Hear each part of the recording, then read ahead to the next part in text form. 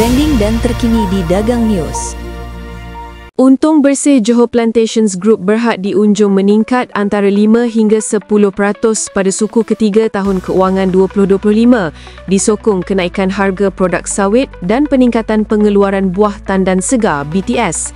M Investment Bank Berhad, M Invest berkata, data Lembaga Minyak Sawit Malaysia MPOB menunjukkan harga purata minyak sawit mentah MSM naik 5.3% kepada RM4,271 satu tan pada 3Q FY25 berbanding RM4,056 satu tan pada suku kedua tahun keuangan 2025. Katanya bagi kos pengeluaran MSM, Johor Plantations dijangka menanggung kos dalaman sekitar RM2,150 hingga RM2,160 satu tan pada 3Q FY25, sedikit meningkat berbanding RM2,147 satu tan pada 2Q FY25 disebabkan penggunaan baja yang lebih tinggi.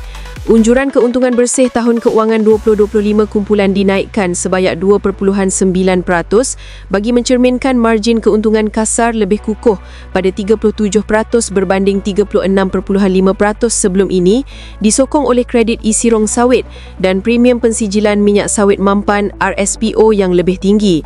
MPOB melaporkan harga purata isi rong sawit meningkat 42.7% tahun ke tahun kepada RM3,453 satu tan bagi tempoh 9 bulan pertama 2025, katanya dalam satu nota kajian.